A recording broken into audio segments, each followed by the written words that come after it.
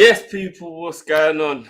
Welcome to another version of Kopish Catch-Up. For those of you who are watching on Drifty TV, big up yourselves as well. Um, the news broke this morning. Thiago Alcantara is injured again, people.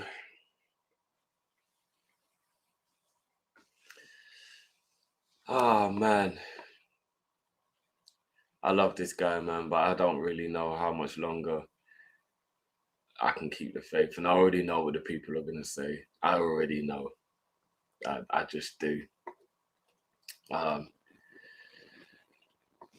This report from the BBC, Alcantara, Thiago Alcantara, Liverpool midfielder, out with a muscle injury that he suffered while at Arsenal.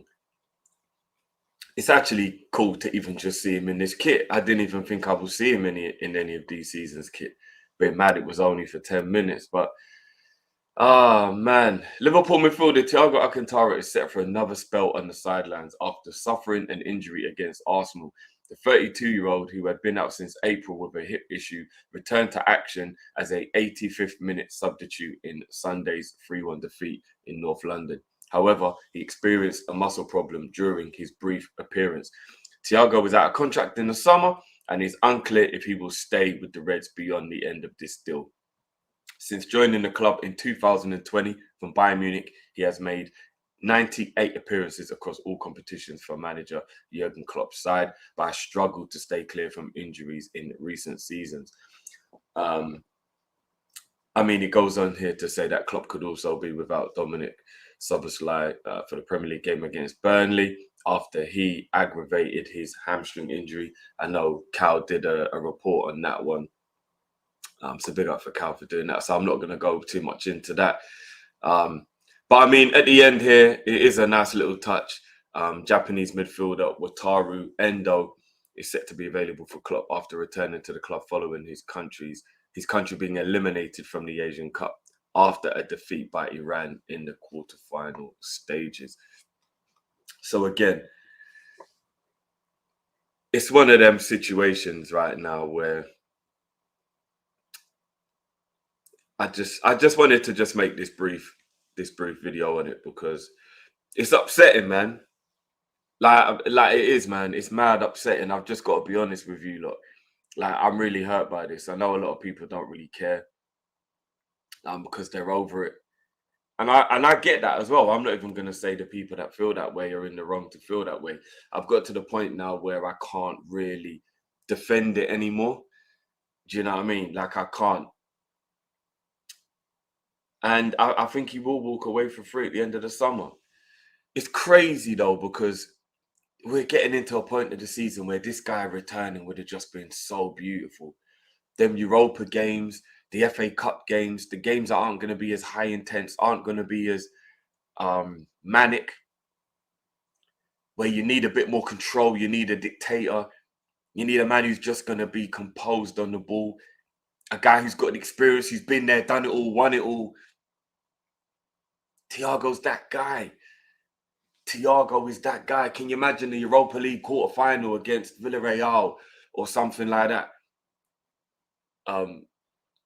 Who's more perfect to be the guy to let you rest a McAllister or a Jones for that pivotal league game we have at the weekend?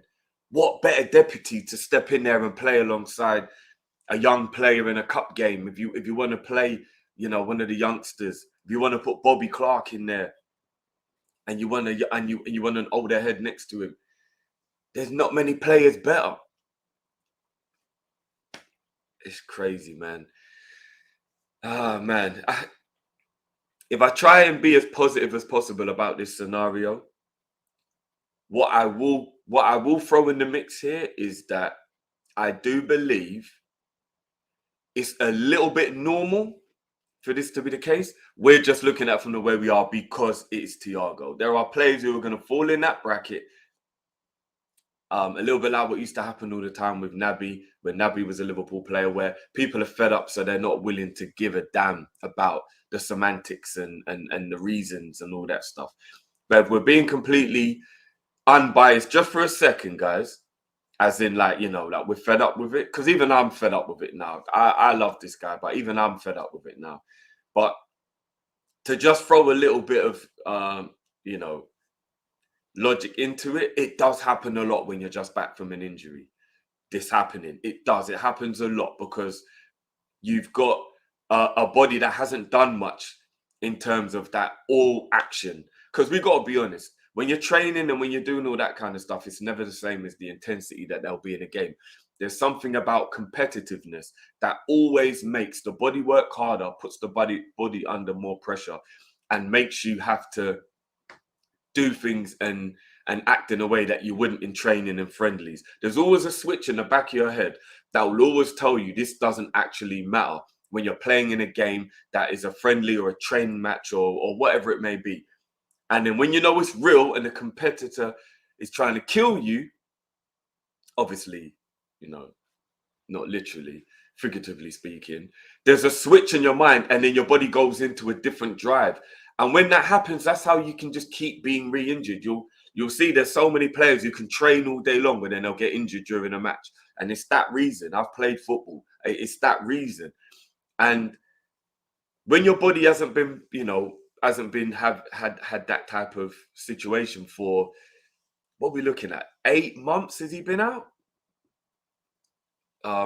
So you look at it and you think to yourself, it's kind of bound to happen. It was the worry anyway. That's what we used to be like, don't rush him back. Don't rush him back. When is he actually ready to come back? And they thought he was ready to come back. But at the end of the day, people, what I'm hoping for is it's one of those little muscular injuries you get where your body's like, oh, we ain't done that for a minute. But you get over it. Do you get what I mean? Like the injury that had him out was a hip replacement, which is a really, really big surgery. It's a big deal. And that's why he's been out for so long. So let's just hope that it's like a little calf tweak or something like that. One of them ones where your muscles are like, oh, we ain't done competitive football for a minute. Yeah, that was a bit strenuous. But then after a week or two, he's all right again. Let's just, you know, try and be as positive as possible. And it isn't going to be another 2 months of season's over or anything like that.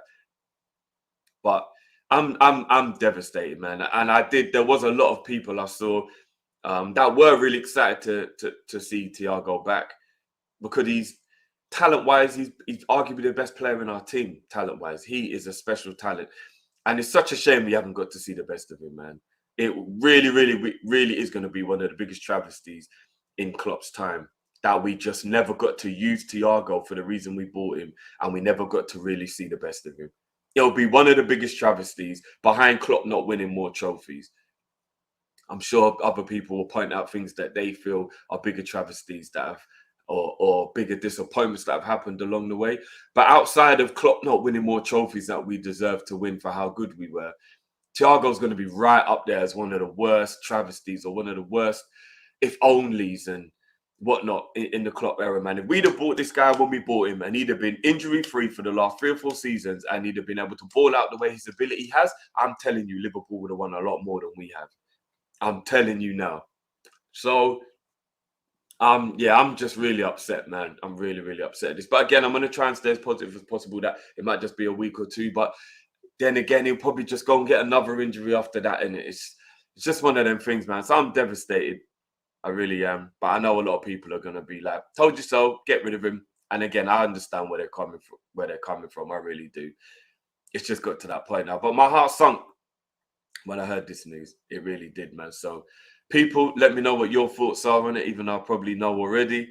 Let me know where you were when you heard the news, how the news made you feel. And yeah, let's just wish him well, innit? He's still a Liverpool player at this time. And nobody can tell me that if he can get himself fit for even 10 to 15 of these last, hopefully 25, 26, 27 games that hopefully we still have left to play if we go far in all comps. Let's just hope he can at least take part in like 10 or 15 of them. And he's still capable of having a major role in helping Liverpool. So, people, big up your damn selves. Subscribe if you're new. Please smash the like button on the way out. Hope you enjoyed the vid. And again, let me know in the comments what you feel about the situation and what we should do about it. And yeah, there's like a 0.0 chance that he would get a new deal now, innit?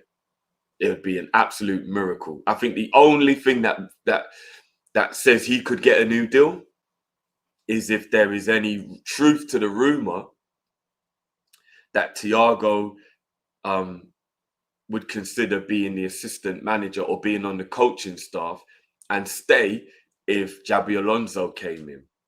Now, again, that could be an easy rumor to make up. I don't know the true validity of that. But if that were to be true, I think that would be brilliant. Because I'm sure Thiago probably will go into coaching or some kind of management possibly in the future, because he's a very intelligent guy. Normally, intelligent players look forward to being managers so they can do it in a teaching way and become leaders in that way. He is a leader on the pitch. But it would also just be good to still have him around at Liverpool, you know, player assistant, just being around, still being here. I don't really know where he'll go from here, because the thing is, even though he's not old, he's not young, 32, probably soon to be 33. I don't know his birthday. And being as injury prone as he is, you know, maybe he might just go and play in a much less intense league like France, Holland, maybe go to Saudi Arabia and get a bag. That would be a massive coup for them to have a player of his ability over there. I don't know. Possibly he could do that, or possibly he might think, yeah, do you know what? I don't want to play at a lower level. I've been a Barcelona, a Bayern Munich, and a Liverpool player. I've played at the highest of the highest levels. I've never dropped my level, and this is with no disrespect or shade to any other club. I've never dropped my level once in my entire career. I've been at the pinnacle of football the entire time. I don't want to go and play for a lower league division team or play for a team that's never going to win anything just to play ball or whatever. He might be one of those players. Who knows? But we'll have to wait and see on that one. But again, let me know, guys, what would you think of him staying around in some kind of coaching capacity, being an assistant manager, any kind of thing like that? Let me know in the comments, people. And as always, love. And I'll see you guys on the other side, man. Peace!